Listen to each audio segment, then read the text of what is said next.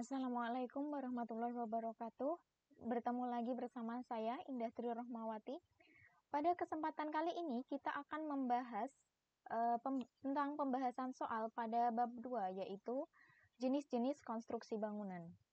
Kita langsung saja masuk ke soal yang pertama, yaitu jelaskan apa yang dimaksud pekerjaan bangunan sipil kering dan pekerjaan bangunan sipil basah.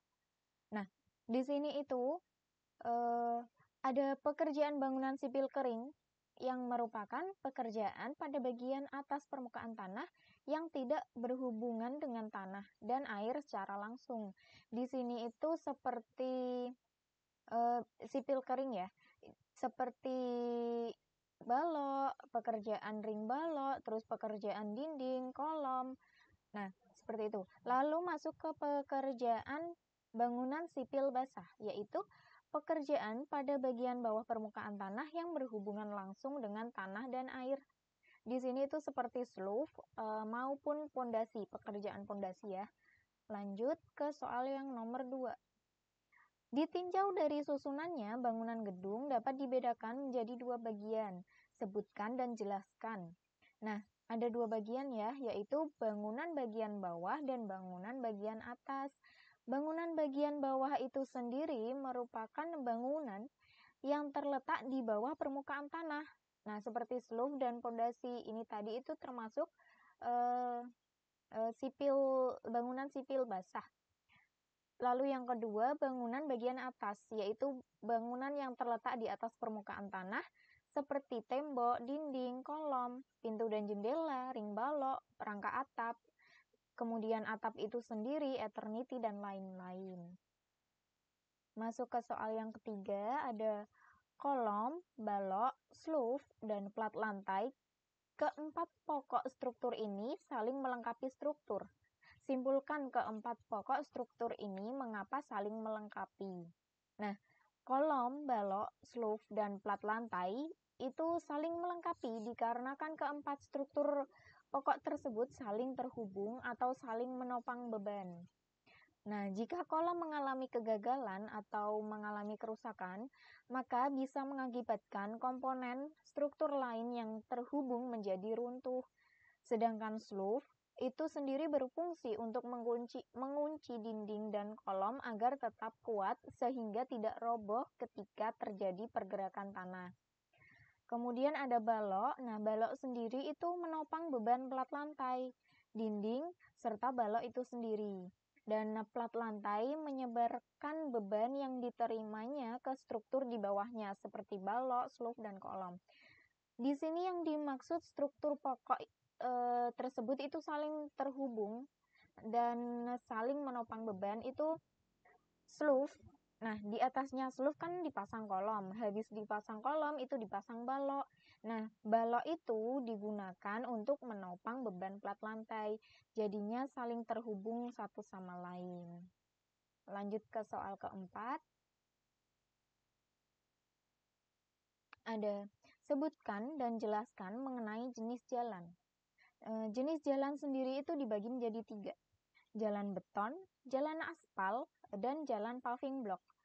Jalan beton itu merupakan konstruksi pada jalan beton, biasanya disebut dengan perkerasan kaku, di mana komposisinya terdiri dari plat atau slab, beton, semen, sebagai lapis pondasi dan lapis pondasi bawah di atas tanah dasar. Lalu yang kedua itu ada jalan aspal yang merupakan konstruksi jalan yang menggunakan bahan pengikat aspal. Aspal panas ya. Lalu yang ketiga ada jalan paving block. Jalan ini terbuat dari campuran pasir dan semen lalu ditambah dengan atau tidak campuran lain seperti abu bata dan lainnya. Mungkin di sini sudah pernah ya melihat ketiga jenis jalan ini. Lanjut ke soal kelima. Jelaskan mengenai proses pemasangan jalan paving block. Proses pemasangan jalan paving block itu dibagi menjadi 4 langkah. Yaitu ada langkah pertama itu persiapan yang meliputi Pertama, itu melakukan pemeriksaan pondasi. Apakah pondasi itu sudah sesuai atau belum? Lalu yang kedua, menentukan lokasi titik awal pemasangan. Nah, di sini itu digunakan atau bermanfaat supaya nanti pas pemasangan paving block itu sendiri tidak sampai kemana-mana.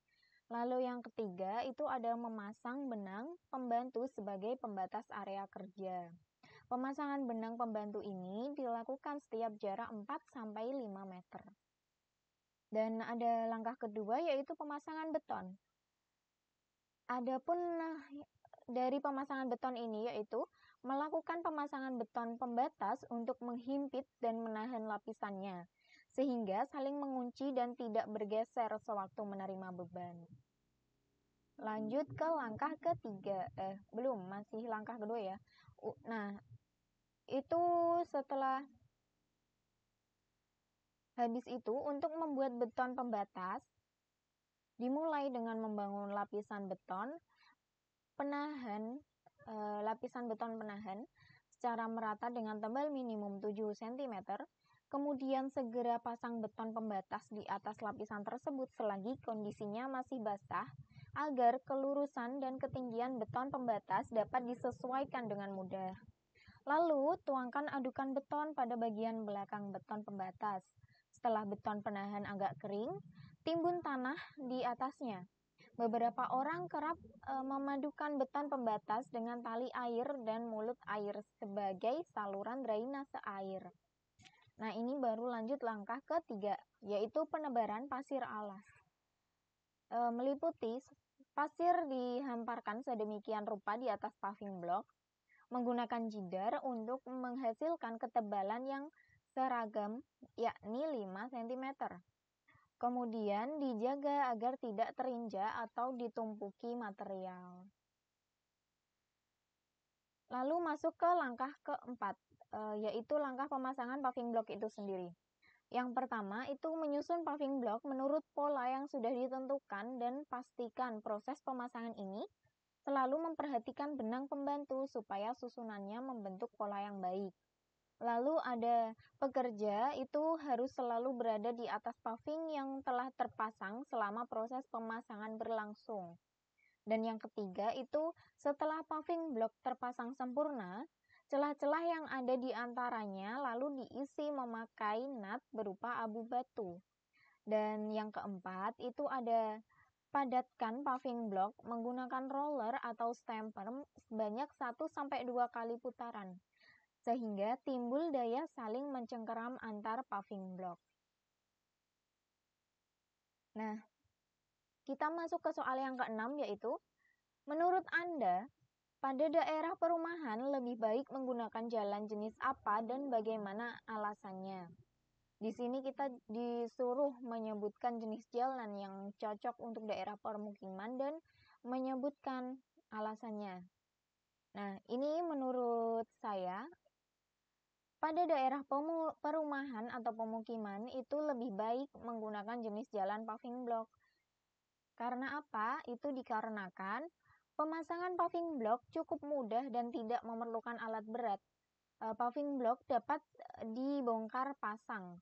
Lalu daya tahan paving block juga cukup baik serta terdapat pori atau celah sehingga dengan air cepat meresap, tidak perlu khawatir terjadi genangan.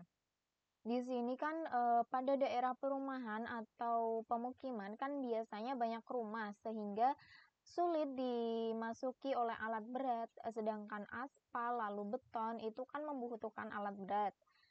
Nah, salah satunya itu. Lalu masuk ke soal yang ketujuh, ada sebutkan dan jelaskan mengenai kategori bangunan utama pada bangunan irigasi. Berdasarkan sumber airnya, bangunan utama dapat diklasifikasikan menjadi beberapa kategori, yaitu 1. Ada bendungan.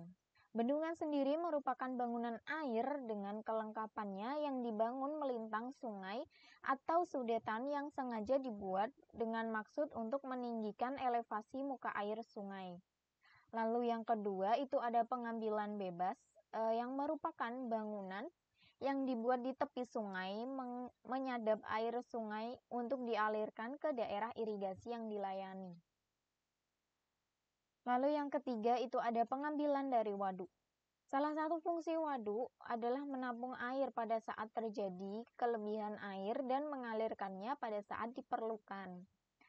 Lalu yang keempat itu ada stasiun pompa, yang merupakan bangunan pengambilan air dengan pompa menjadi pilihan apabila upaya-upaya penyadapan air secara gravitasi tidak memungkinkan untuk dilakukan, baik dari segi teknis maupun ekonomis. Nah, kita masuk ke soal yang ke-8. Bagaimana hubungan saluran primer dengan bangunan sadap? Nah, hubungan antara saluran primer dengan bangunan sadap itu sendiri yaitu pada bangunan sadap tersier, dia itu mengalirkan air dari saluran primer atau sekunder menuju saluran tersier penerima. Dia itu saling berhubung, bangunan sadap itu mengalirkan air dari saluran primer ke dari saluran primer atau sekunder itu menuju saluran tersier. Nah, masuk soal ke-9 yaitu sebut dan jelaskan mengenai bentuk dan tipe konstruksi jembatan.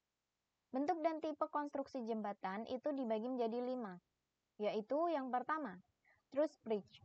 Truss bridge itu merupakan jembatan yang segi konstruksi lebih kokoh karena menggunakan kerangka trus yang berbentuk triangular. Seperti ini gambarnya. Dia kan berbentuk segitiga. Nah, dia terlihat kokoh, sangat kokoh. Lalu yang kedua itu ada beam bridge. Pada umumnya, jembatan beam bridge ini berbentuk horizontal lurus dengan tiang vertikal sebagai tiang panjang yang memperkokohnya. Nah, gambarnya seperti ini. Ini kan bentuknya horizontal, lalu di sini ada tiang panjangnya. Lanjut ke jenis yang ketiga, itu ada arch bridge. Arch atau yang dalam bahasa Inggris berarti lengkungan, merupakan jembatan yang dibuat secara melengkung, layaknya busur panah, seperti ini. Ini kan melengkung, menyerupai busur panah. Lalu yang keempat, itu ada cable stay bridge. Nah, jembatan cable stay merupakan gelagar menerus dengan tower satu atau lebih yang terpasang di atas pilar-pilar jembatan di tengah bentang. Seperti ini. Ini merupakan pilar-pilarnya. Lalu yang kelima itu ada suspension bridge. Sistem struktur dasar jembatan gantung, suspension bridge ini juga disebut sebagai jembatan gantung ya. Itu berupa kabel utama atau main cable yang memikul kabel gantung atau suspension bridge. Nah, ini. Ini kan ada kabel-kabelnya. Nah, kita masuk ke soal yang ke-10. Perhatikan kasus berikut. Di Kecamatan Sukasari ingin membuat jembatan yang menghubungkan Desa Karangrejo dengan Desa Karangjati. Jembatan tersebut melintasi sungai dengan lebar 10 meter. Sungai tersebut memiliki kedalaman 2 meter. Berdasarkan kasus di atas, konstruksi jembatan apakah yang cocok untuk diterapkan? Berikan alasannya. Nah, konstruksi jembatan yang cocok untuk diterapkan pada kasus tersebut yaitu dengan menggunakan konstruksi jembatan beam bridge. Kenapa menggunakan konstruksi jembatan beam bridge? Itu dikarenakan jembatan beam bridge atau jembatan grider ini merupakan konstruksi yang paling sederhana dalam sebuah jembatan. Jadinya konstruksinya itu yang paling sederhana kan tadi di antara jenis jembatan yang lain. Lalu selain itu, jembatan ini juga cocok untuk menghubungkan dua wilayah dataran yang tergolong dekat. Seperti yang dipisahkan oleh sungai. Nah, pada kasus di atas ini tadi kan dipisahkan oleh sungai dan lebar sungainya atau bentang sungainya itu kan 10 meter. Itu masih termasuk jangka yang dekat ya. Lalu jembatan grider ini berbentuk horizontal lurus dan dengan tiang vertikal sebagai tiang panjang untuk memperkokohnya. Jadi selain jembatan beam bridge ini konstruksi yang paling sederhana, dia ini juga kokoh, jadinya cocok untuk digunakan sebagai jembatan melintasi sungai dengan lebar 10 meter pada kasus di atas. Nah, mungkin cukup sekian yang dapat saya sampaikan atau kita bahas pada pertemuan kali ini. Terima kasih. Wassalamualaikum warahmatullahi wabarakatuh.